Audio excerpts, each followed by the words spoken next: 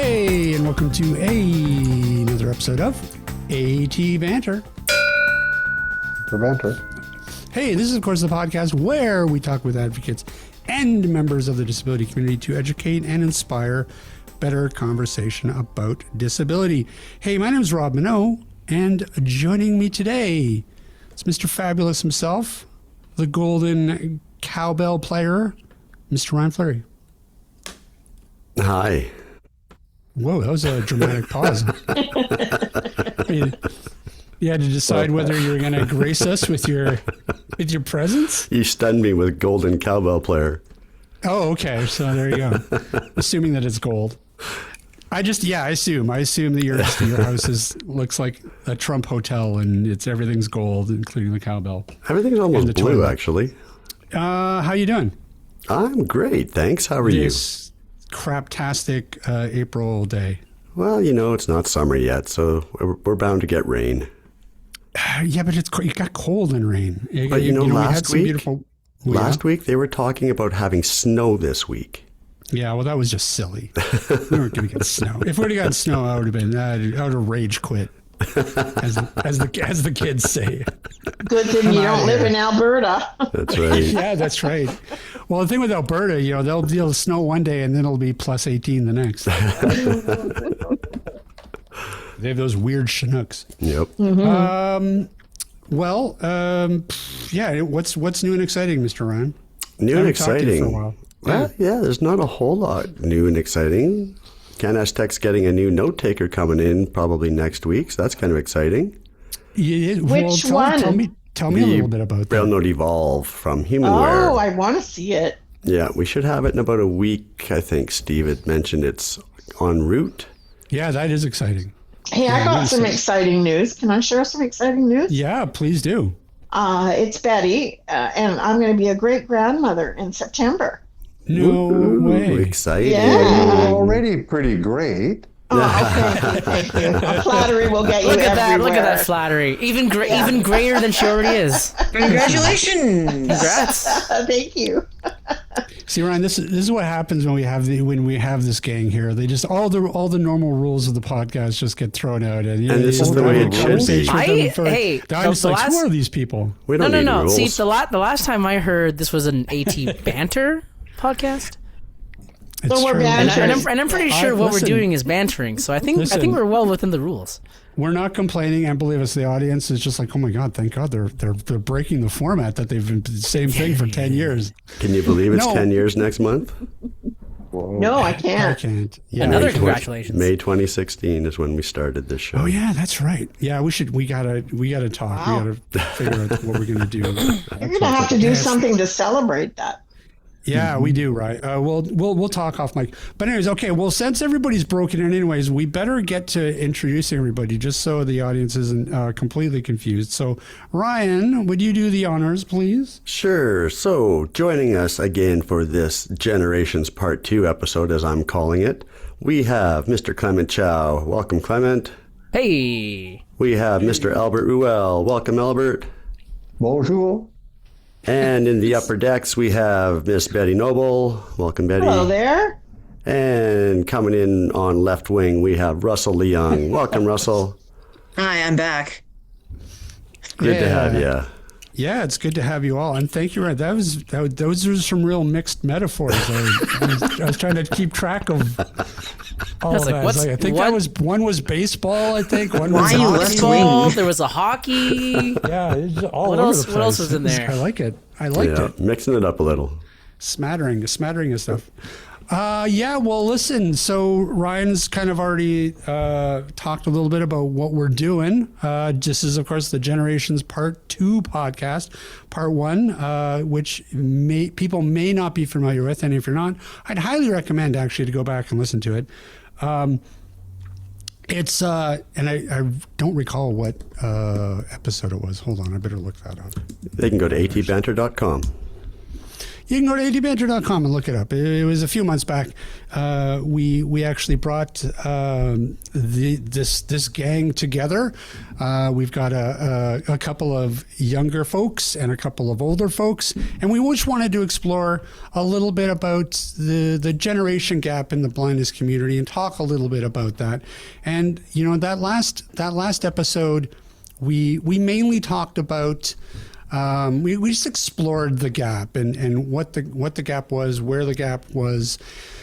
Today we wanted to do something a little different, and we wanted to dig a little bit deeper into that conversation. So what we did is we asked each of them to come up with some questions for the other generation, and we're just going to sort of let that open up a discussion and see if we can just kind of explore and dig a little bit deeper. So this is really sort of a companion piece to that first part. Before we get started, let's just refamiliarize the audience with each of you. So maybe each of you could just introduce yourself, maybe a brief little bit about your vision, and whether or not you're the older or the younger generation. I'm not going to make anybody say their actual age, but actually, Clement, you were last in. Let's put you first up to bat, as Ryan would say. Why don't you go first? Okay, so I'm Clement. I'm from Vancouver, and I am a millennial who has Nori disease and is totally blind. I am from an island in the Pacific, otherwise known as Vancouver Island. I'm totally blind, and I've just turned 70, so I have no idea what generation I'm in. It's just slightly younger than dirt, I guess is what it is. And I'm totally blind, but I'm one of those guys who grew up sighted and then lost my sight slowly through my 20s and into my early 30s. So, all of these things make a heck of a difference in how we sort of make our way through life, I think. Well, I don't know if Albert is older than dirt. I'm not quite sure what that makes me. Slightly younger than. I am somewhat older than Albert. He's much younger than I am. Anyway, I am a retired teacher of the visually impaired. I'm totally blind.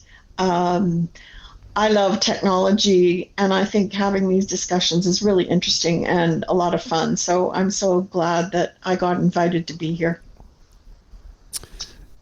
Excellent. And I don't know, what is pitch hitter? I don't know. Is that sure? Last done. up to bat, Russell.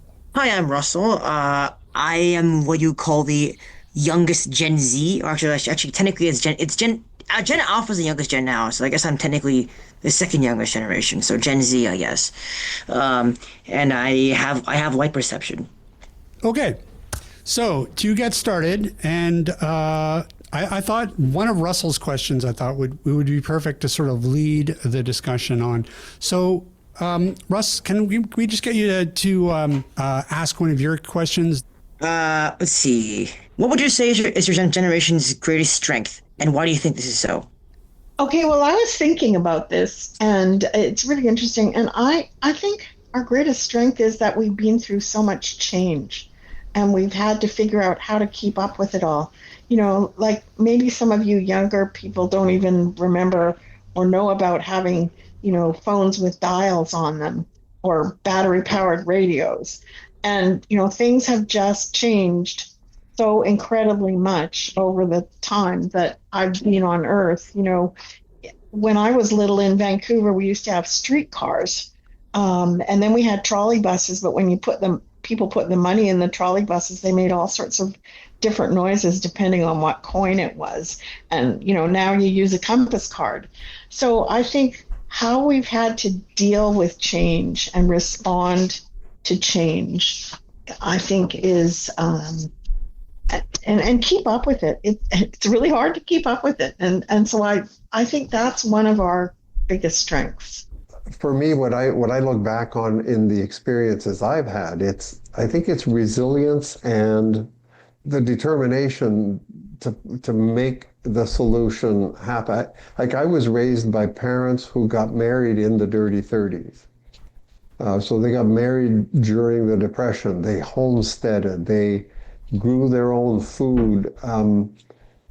And so they raised us to, well, if you want it, just go out in the shed and build it. So if we wanted a toy, it'd be a piece of 2x4 and a sardine can nailed on the back and a block of wood up front to make it look like a cab, and you go play in the sandbox or the sand pile. There was no box. We grew our own food. There was a sense of don't give up. There's a way to do it. We were a large family, so there was always a way to go and find the support. So I think it's that whole sort of resilience. Don't give up. Don't wait for somebody to come rescue you. Get her done and get it figured out. And maybe that's one of our strengths, I think. I think as a millennial, we have, just objectively speaking, I think we're a good middle of the road generation, especially for younger millennials like myself. I think we have kind of a balance of practicality that maybe we got from our parents, or growing up just enough to remember some of the more solution oriented kind of things that we had to do, but then we also transitioned from there right into the internet and tech and smartphones. So I think we have, I think a lot of us grew up as kind of in time with close enough to Gen Z that we could see some of the changes happening, experience some of the changes ourselves, and really kind of be able to relate. And so I think we can speak to both a little bit more, perhaps, than other generations can. The other thing I thought about was about safety and how that has changed over the years. Because I can remember when we were growing up, we would go off to the park, and we'd maybe leave the house in the summer, especially when it was great weather and stuff, and they had a wading pool and whatnot. We would leave the house around 9 in the morning, and we wouldn't come home until dinner time, or if we got super hungry, we'd come home at lunch. And so that feeling of safety that I don't think people have now, and I wonder if that influences why people maybe don't get out and about, because the world seems to have changed so much. I mean, people have become more cynical over the years too, especially since the advent of internet. You can see all these videos and all these articles talking about, oh, this thing happened to this person, or it's almost like it's sort of a hyper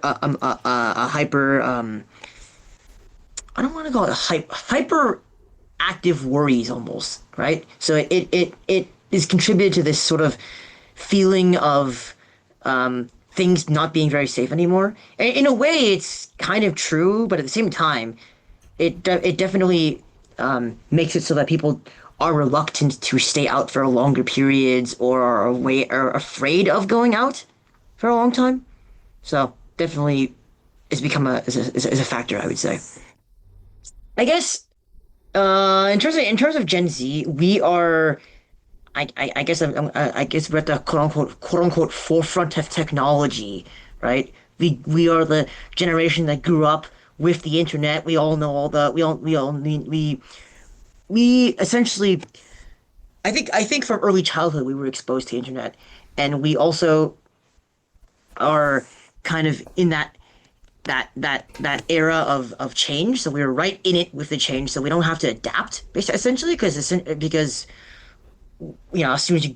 you not essentially not like maybe some younger Gen Z people who basically grew up like as soon as they can use the internet, as soon as they can walk, basically.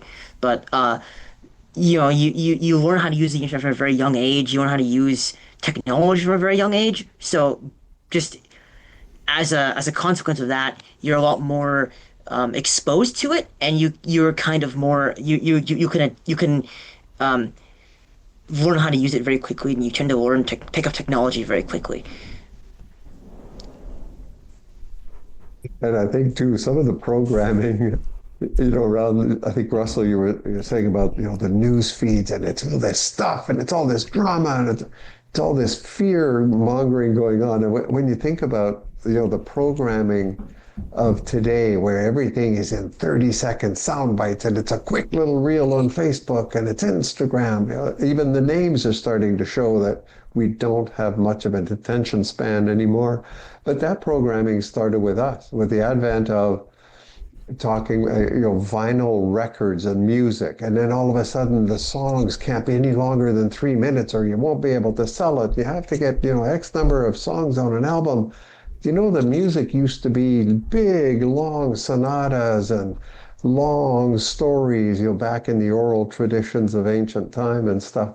And so, the programming to shorten it and shorten it and shorten it and make it faster and quicker and more of it started with us, with the LPs and the 45s of the 30s and 40s and into the 50s, all that programming to shorten everything up so that we're getting it all in quick bites. It started in our generation, and you guys are living it in spades, aren't you? No. Unfortunately, we've put that on a boots track, and we've basically went, hey, you can't pay attention for 30 seconds? Well, here's a 10-second clip. Here you go. Have fun. Like, it's not good. It's not good. Definitely not good. No, we don't have my granddaughter, who's 11, doesn't have the patience to sit down and have a conversation, because everything comes to her in 10 and 30-second sound bites. Yep. But it's also information too. Like, when I was growing up, we had the news, and we heard about Vietnam and all the demonstrations in the U.S. and stuff like that. But it wasn't instantaneous like it is now. Now you're just totally bombarded by information constantly, and it's hard to know what's real and what isn't, and when to turn it off. When to just say, I don't care. Like, I don't know if I want to do this anymore. I don't want to watch the news. I don't want to see what Trump's next thing is. It's just like, I don't know. There's a desensitization, I think, that's occurring today. Yes, I would agree with that. Well, news, right? Like, something happens, and maybe within like 5 minutes, you're getting updates of what just happened across the world, right? That's. But you don't know how real it is. You don't know if people can just say anything, and you'd be like, here, something just happened just now. Something just happened, and then you send it across. You send it, and boom, it's out there, and someone all the way from across the world can go see it and go, oh, that's true, even though it might not be true. But people can just say stuff, right? But the opposite is also true, right? So now anybody can take videos of stuff that does happen. There was a time when if someone had a car accident or if there was a pileup, you wouldn't hear about it until 2 or 3 days later, when everything was already taken care of and it was just in the newspaper. News, yeah. Now you can take a video of the crash while it's happening. Yep. Which is 10 times scarier and 10 times more depressing than hearing it after the fact. Same if someone gets shot. Now there's videos of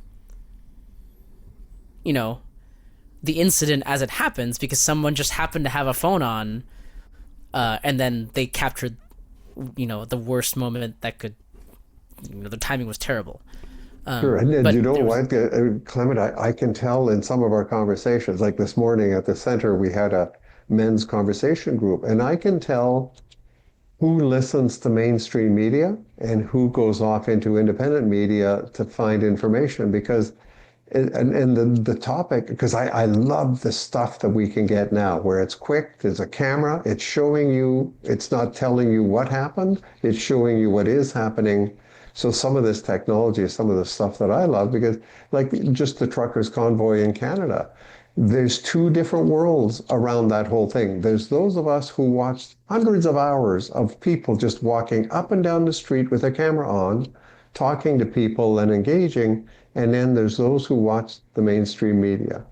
Absolutely a 180-degree, totally different stories from a news event that was really important in Canada. And that's what I love about the technology of today, and what I embrace is I can go get what I want when I want it, and it's going to be immediate.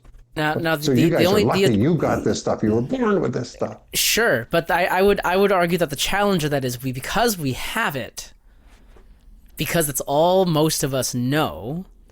We don't know how to disengage from one or the other, and all we get is overload from both sides, and nobody knows what to believe anymore.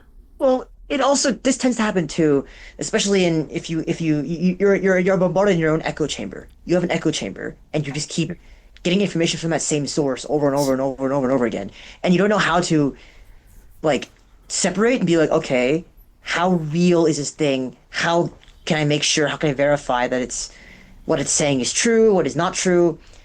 There's a lot of information to sort through. That's another issue too. And it's one thing if you can if you have all the available information and you know how to sift through it, and that is something I think we've lost. Not just generationally, but as a culture. Because I know even older people don't sift through information anymore. So we're all susceptible to the algorithms and Yes. like Russell said, to the echo chambers. And I mean, I recently had a conversation with a younger person. I think he's in his late 20s. But, I was saying, well, don't you think that these algorithms that feed you are dangerous? No, he says, keep showing me the stuff I want. I don't need all that other stuff. I said, but aren't you losing balance? If you're only ever seeing that which you want to see, you're not seeing the other side of the coin, so your coin is one-sided. But that's not a it's not a generational thing. That's I think, like Russell said, we're all susceptible to the algorithms of today, and it's not generational for sure, but it's a danger. Yeah. So now that we've talked about that, I feel like this is a good lead up into Russell's second question. My second question Yes. Go for it. is, how could you use your strengths to help and foster cooperation between the generations? Albert, you must have some ideas on this one. I couldn't come up with an answer, except that I guess I would say try to encourage more personal interaction as opposed to virtual interaction, because I think it's one thing that we're losing, and I wish we had more of it. And I think we have to encourage more person-to-person interaction so that we don't lose it. Like, all the virtual stuff is cool, and it sort of happened in a big way during COVID, but I think we've really lost something by not actually coming together and doing things together in a group that's not virtual, a group that, can hear each other and talk to each other and, knows where each other's sitting in a room. I don't know, maybe some people, maybe you don't agree with me. Maybe people think that, virtual is just fine. But I really feel that if people get together in person, there's a different dynamic.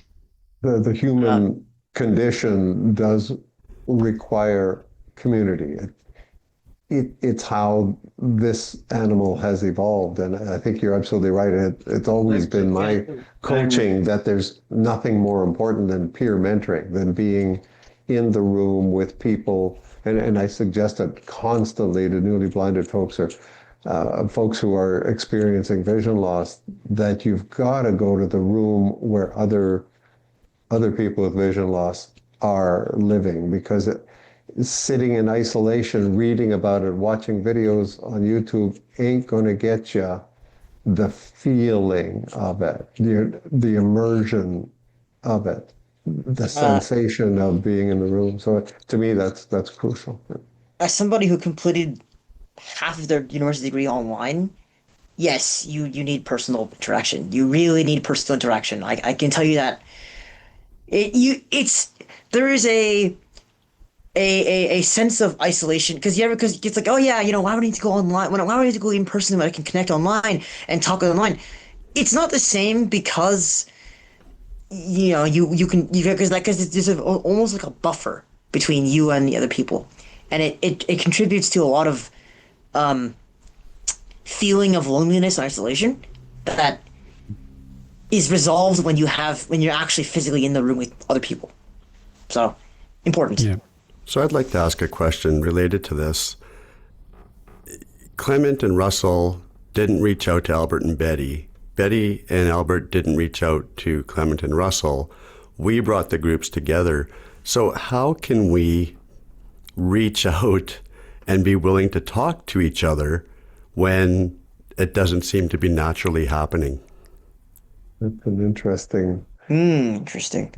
question. And, and it's certainly because I coordinate a CCB monthly group here, there ain't nobody with dark hair in the room. Right.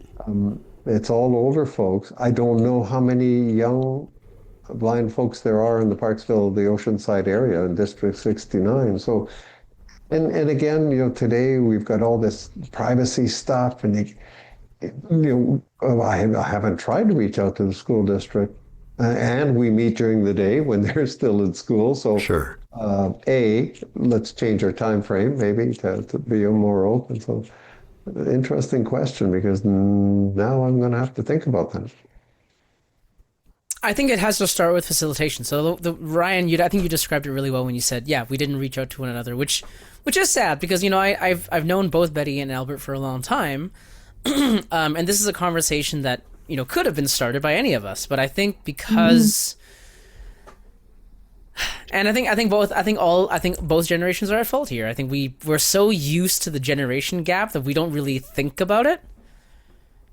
That's true. Yeah, we don't. I think so. We don't think we have anything in common, or we kind of assume that we have a few things in common, and we see each other once or twice a year, and that's it.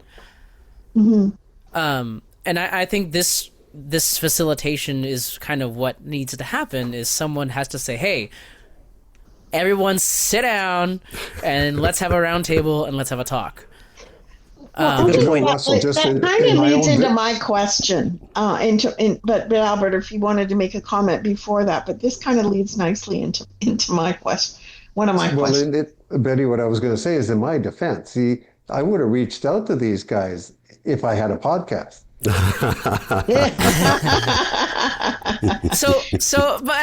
that's the thing as well, right? So we will reach out to one another if we have a reason.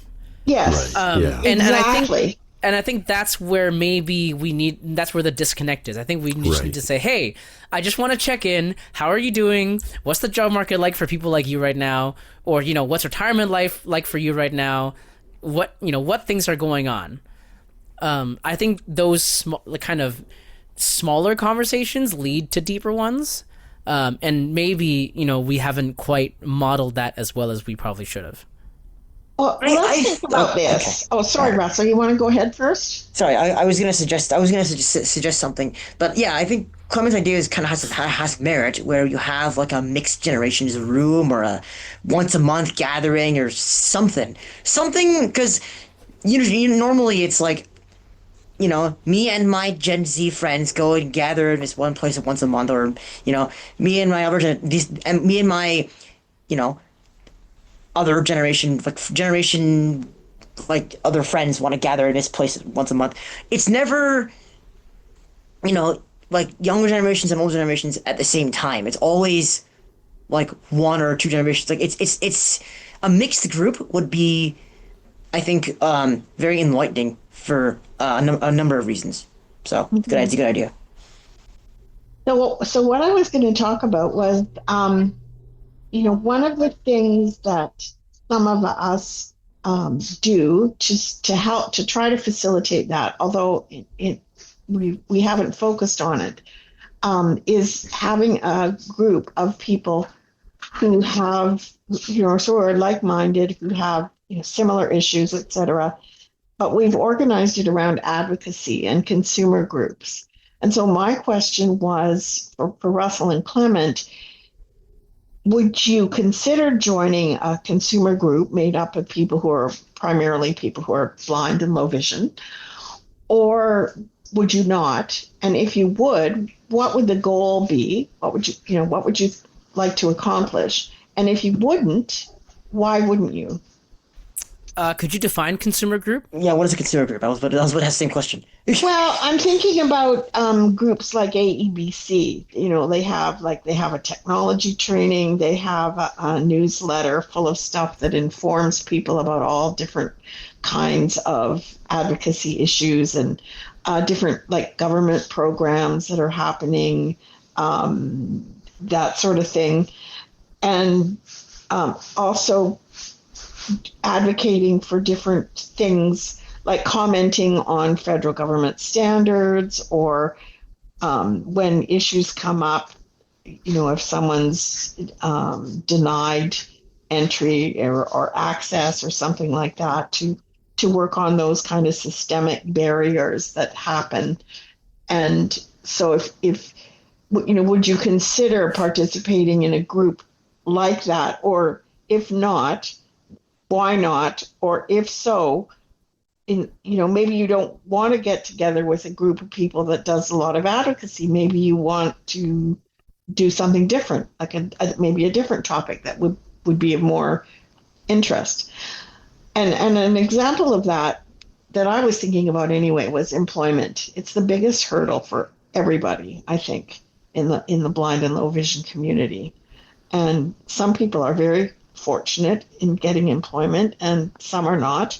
But it's not just getting there, it's staying there. And the strategies that you use around staying there or whatever, or advancing or whatever it is that you want to do in terms of career mentoring and stuff like that. So it could be anything. I just wanted to throw it out there.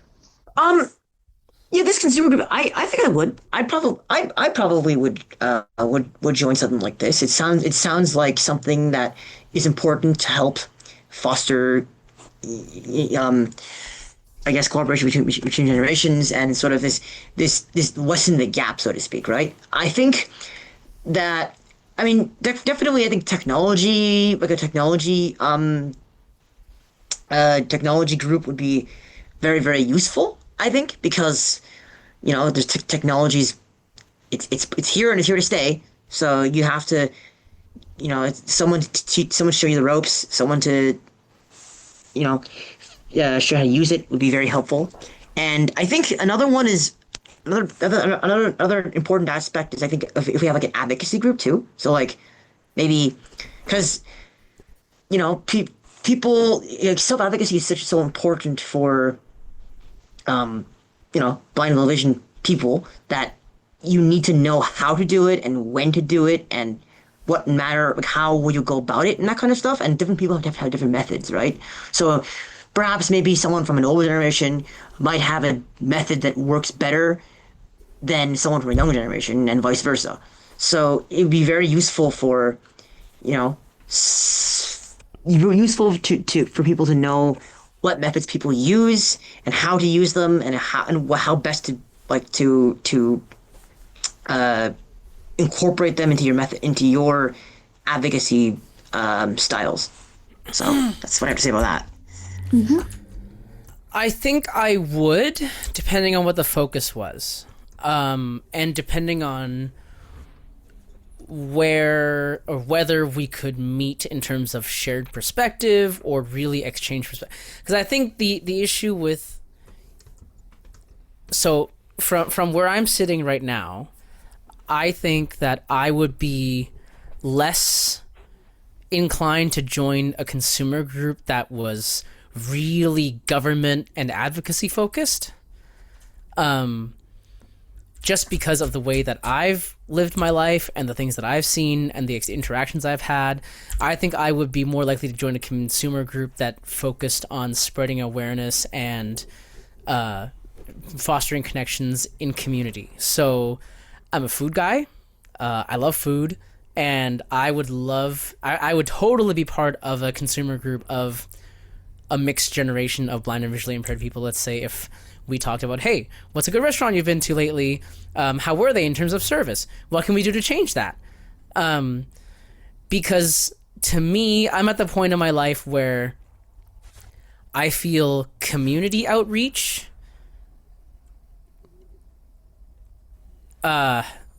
does more at this point in time than trying to scream into the political void. I'm not saying that advocacy on that level is bad or wrong. I'm just saying that that's not where my strengths are, and that's not what drives me. Whereas community outreach and spreading awareness in community drives me a lot more. So I think if, there was a consumer group that focused on making work in the more local grassroots kind of community way, I think I would be inclined to join a group like that. Hey, it's Steve. You're listening to the AT Banter podcast, and I'm not just a podcast host, I'm also president and owner of Canadian Assistive Technology. Did you know that Canadian Assistive Technology prides itself on having the largest and most extensive product line of assistive technology in Canada? We believe in giving our customers the greatest amount of choice because finding the right solution can make all the difference. Our wide array of products cover a spectrum of needs. Whether you're looking for low vision aids like CCTVs or optical magnifiers or comprehensive blindness solutions, we've got you covered. We also offer hearing amplification solutions, alerting systems for people who are deaf, mobility canes, physical access aids, communication aids for the nonverbal, some products to support people living with dementia, and specialized digital accessible signage to make public spaces more accessible. We also have what we call our gently used marketplace for more reasonably priced options on consignment items. Plus, we have demo equipment available. Our goal is to provide all the custom accessibility solutions you need. Explore the possibilities today and visit us online at www.canastech.com or call us toll free at 1-844-795-8324. And now, back to the show. That's been an interesting conversation because I sit back here and think, whoa, you know what? I'm not engaged in advocacy. And the way it feels in my body is, been there, done that, it's somebody else's turn. And so the groups I look for as a senior citizen are the sort of social and recreation kinds of groups and endeavors. And the reason that my body feels like this is because of my upbringing, my family, this large French Catholic community. When we first started our first family reunions way back in 1982, it was my aunts and uncles organizing it, pulling it all together, and all of us came along. We all enjoyed ourselves and engaged. And then they did a couple of them because we do these every 5 years. And then all of a sudden it was my generation, and we planned a bunch of them. And then the aunts and uncles came along, and then the younger ones came. And now I just noticed that we're planning the next reunion for next year. And guess what? It's my kids and that generation who are doing all the planning. And I looked around and thought, I guess they don't need us anymore. We'll just go and have fun. So it's that, let the ones who have the energy and the passion and the need, let them organize for themselves. We'll just come along and play. And when it was important for us, we did it then too. And this is interesting you brought that up, because I think you spoke something, you said something that I think I really resonated with, and I think a lot of the blindness organizations and the consumer groups that we were part of, like AEBC and a lot of other places, CCB probably, I think we try and do too much of everything. And we try and encourage everyone to do everything. So like if you are, as if you're not someone who is into government and politics and advocacy on that level of scale, whatever generation you are, and if everyone else keeps talking about government change and advocacy and policy changes, you're kind of like, I don't know if I want to really be a part of that. Like, I just want to talk to people about going to new places and talking to my community center rep about, starting up a hiking club or something. No, and I'm one of those, Clement. I applaud the heck out of the CFB and the AEBC, the folks who are out there pounding the pavement and trying to make life better for us. Appreciate the heck out of them. I've just done that, and I'm not looking for more of it. So yeah, and I think that's where the challenge is. I think we try and put too many interests into the same box, and we try and encourage people to be involved in everything, including the things that they might not personally have the drive and passion to care. You know, like I know people of my generation as well, and Gen Zers, who are really passionate about government and advocacy, and they drink the stuff like I drink water, you know, and so this is good. But I know there are also people who are like, you know, I have enough trouble just keeping my own head afloat. I can't worry about the government and trying to change. Like, you know, it's like telling a cane user that they should participate in rallies to support people who get denied because of their service dogs in Ubers. I totally get it. And that's Yeah. really, you know, that's why I asked the question. And it's really interesting because everybody has different interests, but I like your focus on community. To me, that's really important. So even if we could have, like, you know, once a month a gathering, and I don't care if it's virtual or in person. I mean, it probably makes more sense to have it virtual, but regardless, I think it's important to come together and just start some conversations. Yeah, your food thing too. The time I lived in Victoria, I was there for 10 years, and we had a group of blind and vision impaired folks who met once a month for dinner at a different person's place. And the rules around it were, if you were the host, you were responsible for providing the entree for the meal, but you weren't allowed to go out and buy it. You couldn't go buy an already cooked chicken from Costco. Oh, you had to cook If it you were yourself. serving chicken, you had to get a raw chicken from the grocery store, and you had to prepare it and serve it. And then the other people brought either appetizers or desserts. And we did this once a month at a different person's home. And we were always encouraging each other to try something new, try a recipe we've never tried. And it was a ton of fun, and we learned so much from each other and got so much support from each other. Yeah. You know, so those kinds of things are equally as important to do as is advocacy and the rest. And so generationally now, the way I would say, like, I guess model this, if you had a mixed generation of older and younger blind people, the rule might have to change. Because most young blind people haven't had, I shouldn't say most. Many young blind people don't feel comfortable in the kitchen. And so if the rule is everybody has to bring their own stuff, no, I'm not going to that. But if you say you can get it delivered, then heck yeah, I will happily go to that, and I will order something new, you know, that I haven't tried before, because most of mine and Russell generation spends time on Uber Eats. Uber Eats, yes. I was going to say, I'm not too comfortable in the kitchen myself, so... How do you do that when you're not employed? Yeah. Sure, and that's a fair question. But for most of us in our let's talk about older people in our generations for the moment, without talking about teens and youth. Most of us are either on PWD or we have some kind of part-time employment, or ideally both.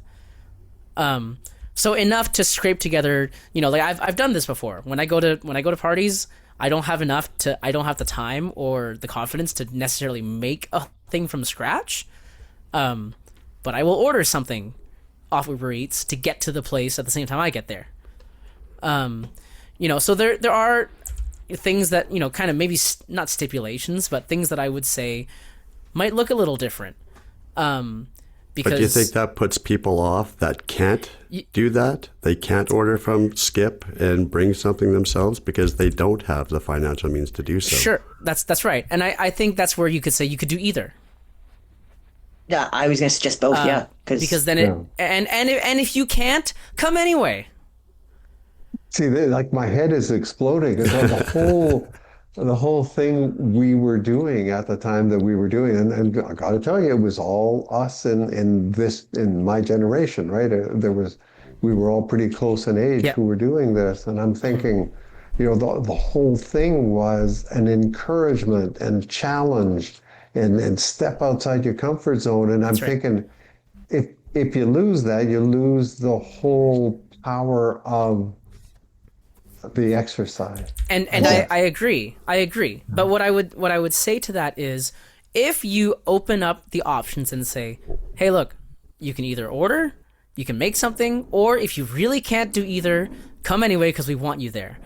And then when people are there, what happens is you ask people, hey, how did you make that? Mm-hmm. And that's Also, when the conversation. That's where That's the an interesting conversation starts. concept. Well, I'll Because have to start one of those here in Parksville and incorporate those things. Also, small steps first, right? So That's let's say right. you don't know how to make, a roast chicken or something, and and you're, Albert was talking about trying new things. You can be like, okay, I don't know how to make it. Let me I can like come over here and I like maybe you can try someone's thing. Oh, how'd you make this? Well, by like making something very simple, and go from there. That's like small steps if you really want to try something new.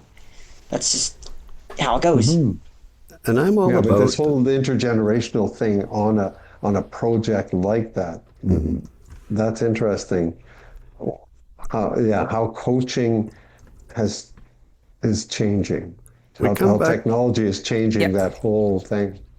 Yeah. Technology changes it, but also attitudes about stepping outside your comfort zone. So I'm a little bit closer to Betty and Albert's generation that way. I like to push myself to do stuff. I like to try things. If I get it wrong, if I burn it, whatever, I can, do it again, or I can just tell people I'm burning it. I'm not really embarrassed about it. But generationally speaking and culturally speaking, people are a lot more careful, and nobody wants to embarrass themselves anymore. Oh, And gosh, I think I'm good at it. so am I, Albert. So am I.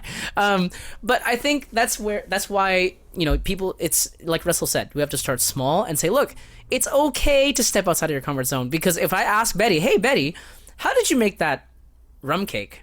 She'll go, well, I had to try 5 times and I got it wrong the first 4 times. Exactly. But I think that's when a lot of people look at you and go, oh, you can get it wrong too? It's not just me. I'll tell you how Betty made the rum cake. It's one for the cake and one for the One cook. for me. Yeah, that's right. But that's what a lot of younger people need now, I feel, is someone to show them that, hey, mistakes are fine. So we come full circle to my question is, Clement, you say you're willing to join a group that does stuff like that, forms community, strengthens community, but who's going to initiate that? Are you willing to start a group like that? Do we start a group like that? Again, we're back to who starts what. So yeah, and I think that's a great question, and I think, sorry, Albert, you're on the island, but for the rest of us in the Lower Mainland, I think we could start something like that. And I think there's some huge opportunities here for collaboration. Like, get Sean Marcellet and Anne McNabb in the room and say, okay, how can we collaborate and bring groups together? Because there are organizations out there who are sort of putting themselves out as supporters and service providers for the 2 generations. It could be done at the organizational level. Because I'll be frank, I would be happy to initiate this. My only issue is space. I live at home with my family, so I don't have free reign to a place that I can just kind of host anytime I like. Yep. But if I did, I would be very happy to bring people together and to organize it and to plan it. Because I think this is something that we're missing. Like Betty said, we're missing in-person connection, and we're missing a safe space for people to experiment with new things, to talk about things, and I think Maybe we this could is use the Blind desperately Beginnings missing. office. I was just going to say a social connections once-a-month meeting at Blind Beginnings Rob or something. and I have talked about that, and I think that's outside of the scope of this podcast. But yes, I think that's something that we should explore. Well, let's think about that. Yeah. I Because would be glad to join this. if we have the space, I will spearhead this and I will plan it. And I'm saying this on record. And Or at least I will- or at think least about your public libraries. They often have meeting space that's available free of charge too. So. Right. Yeah, that's Yeah, true. Yeah, and maybe the thing to think about is that, maybe it doesn't have to be what it needs to be right out of the gate. For No. example, like really the goal here maybe is to just start with, Yep. again, going back to baby Conversation. steps, just getting people in the same room together. Yep. Yes. Be it for whatever, Or- to sing Christmas carols or Yep. to have a potluck or whatever. And then, things like advocacy groups spin out of that and Yep, just let them exactly. grow and breathe. Exactly. Yeah, I think Rob's totally right. It doesn't have to be this grand project. It doesn't have to be right like that from the get-go. It could be just the five of us going out for a glass of wine or whatever, right? And one of the other things too that our generation, those who have been in the game a long time, have to consider, and it's something I bump my head on from time to time, even just amongst the older group that I do sort of hang out with, is that when I get talking about things that are difficult to do, like running a radial arm saw or running a piece of board through a table saw and building stuff with wood, it just totally freaks out the newbies or the people who aren't interested or who have hung back because of fear of the machinery. And it's so important to not make it, oh, wow, geez, what the hell's the matter with you? I can do this. Why can't you? Yeah. Being really careful to couch the story so as not to get up on that high horse, but to stay on the ground with it. And what I tend to want to put in the back of it is, yeah, but these are these 4 or 5 other things that I've opted not to do because I just don't want to put the energy in or I'm afraid of it. So we always have to be really careful about staying off that high horse, that's for sure. Oh yeah, everybody's different, and everybody has a different comfort level with things to do. And of course, we're not going to criticize somebody and say, well, what's wrong with you? How come you're not doing it? But my challenge is sometimes I didn't think I criticized, but in the way of telling the story, sometimes it may be heard that way. And boy, that's a hard part of human communication. Well, let's think about this. Let's think about what we could organize. I would really like to connect with more younger people like I'm thinking of Gillian Sloan and others. And maybe a potluck would be a fun way to try that. Maybe her and maybe Nika and maybe, I don't know who else, whoever else is around, and just get together at the Blind Beginnings office for maybe a potluck lunch where everybody brings something. And I don't care if people order it or whatever they want to do or make it or whatever. And we could plan a gathering and just sort of see where it goes. And I don't think we want to organize it so much that it's like super organized. I think we want to make it flexible. And that kind of speaks to the questions that I had posed. Is what is it that our generation can teach you guys? What is it that you might want to learn from this generation? I think one thing I've learned from my older generation friends and what I can continue to learn is how to disengage from being buried in my feelings and be resilient and take risks.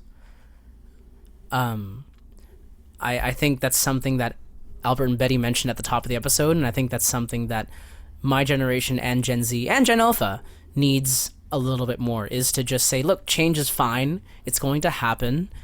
And you can't change the fact that change is going to happen. You just have to learn how to roll with it. And I think that takes a certain amount of years of living in the world and seeing certain things.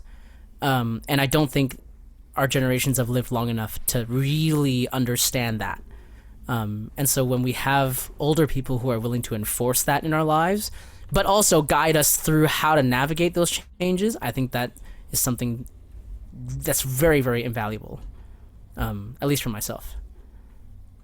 I was gonna say pretty much the same thing, actually. Pretty similar, actually. But I think another something else I was gonna say though is, I think younger generations aren't. At least what I've seen, don't tend to be as good at dealing with like things and like and being like, okay, let's just think about this in a way that makes sense and I can do it and I can work through problems. Like we're not really good at dealing with problems. We tend to just freak out and panic and just be like, okay, well, I'm guilty of this too, actually. So, like, there's a problem that I see a problem. Oh, all right, time to freak out. Time to do X. Time to do Y. Like, there's this sort of this. You kind of have this knee jerk reaction where you just freeze up or you just do something that maybe might not be the best idea at the time. And I think, learning how to be okay, you know what? Just relax. Just, sort out all possible scenarios you could do, or alternate solutions. Because I find that we only know one or two solutions, and if those things don't work, then well, that's it. Too bad. You're done. Goodbye. But other generations are really good at because you guys lived at a time when these solutions didn't exist, and or didn't exist, or you just didn't do the solutions we're thinking of. So it's really good at different ways of thinking that we tend to overlook or just plain forget about. So that's something I want to learn, different ways of thinking. And I think it's a Chinese proverb that I heard once that said, if 20 years ago was the perfect time to plant a tree, the second best time is right now. I'll tell you something though. Chinese people are the worst at following our own advice. Oh, okay. Yeah, that's true. We give very sage sounding advice, but let me tell you, and Russell can say this too, as we were raised by Chinese parents, that does not always apply. It doesn't work. It does not work. It sounds cool, but it doesn't work. Right? We talk about patience in our proverbs a lot. Okay. And you practice it a little. Yeah. We are not patient. Not really. I would not say we're patient. No. Okay, well, this has been fun, you guys. Actually, no. Yeah. So actually, I'm curious. Well, we didn't hear from Albert and Betty about what do you guys think you can learn from people who are younger? I'm just curious to know your thoughts. Yeah, me too. I'm kind of curious.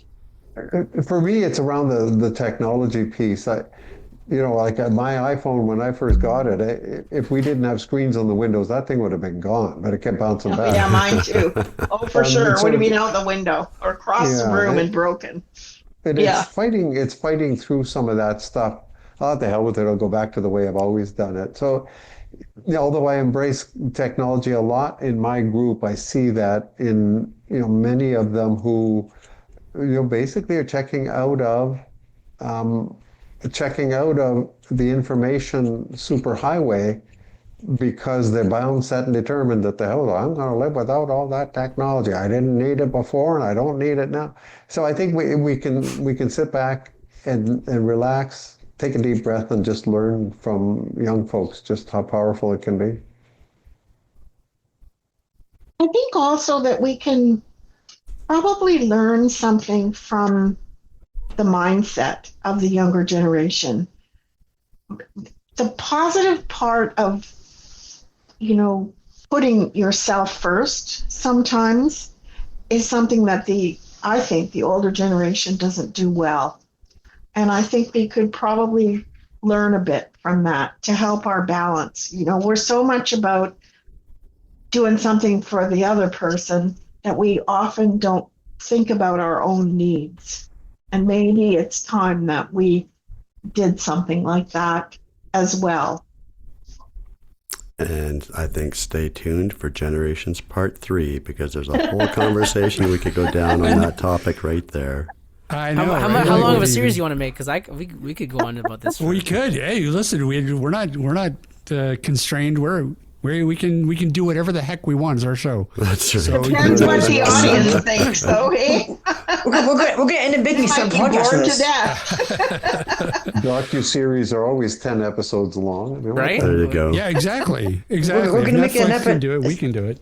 Start a podcast, just the entire new podcast for it. Why not? Like, But That's that would right. be an interesting discussion, putting our needs before others and, wanting to serve others before ourselves, I think is a very important topic to touch on at some point. Yeah, and Yeah, that's for sure. the balance part for younger generations too. I think we need to learn to get out of our own heads and get out of our own needs and actually Yes. look at other people as well. I agree. Yeah. I agree. That is something we don't do well. Excellent. Well, listen, and the audience, they had a view of something perhaps coming together. Who knows? In 6 months, maybe we will have a regular thing running here at the Blind Beginnings office. You never know. So Yeah, they exactly. can say they were witness to it right here on AT Banter. But We're here for it, folks. we really do want to thank you guys for coming back. And again, it was a fascinating discussion, and I think we really did break some ground here.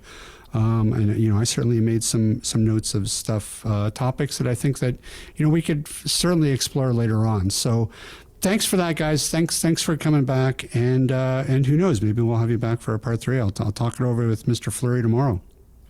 Thanks for Awesome. letting us hang Thanks, around with Rob. you. Thank you very Have much you for having back. me. That'd be awesome. Thank you. Thank you. All right, guys. Thanks, All guys. right. Have a good Bye. evening. Have a great Bye-bye. night. You Bye. too. Bye. Thanks, guys. Bye. Thanks. Boy. Oh, good stuff. That was another great show. It was a very good show. They did not disappoint once again. I'm telling you. And I think, especially coming out of this show, the dialogue has been opened. The conversation has been started, and there's an openness to want to get together, to form community, and to listen and learn from each other, and just converse with each other. And Yeah. like we talked about, that didn't really seem to be happening because, again, nobody really thought about, well, how do we initiate this? Who initiates this? If I wait for somebody else to do it, it'll probably never happen. So, yeah, it'll be interesting to see where we go from here. Yeah, for sure. And I think that there's also a little bit of, trying to run before you walk, trying to form some sort of a group that brings these two demographics together in an advocacy space. It's a big ask. Yeah. So, maybe the beginnings of that is just getting them in the same room together and getting them in the same room together regularly and seeing what is born out of that. Because I think that a natural side effect of doing that is going to be conversations like today's happening just naturally and organically.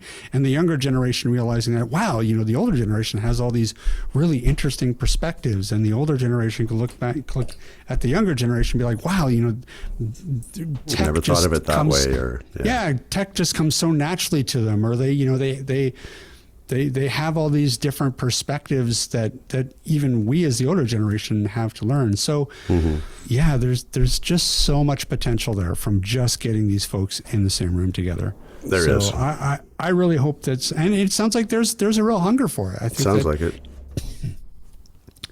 I think that we go way past just Clement and Russell. I think that there's a lot of folks in their age range that would really enjoy doing something in a group. And we hear all the time in the organization I belong to that people want the physical connections. They want to get back together in a room with their peers and converse, right? Have a meal.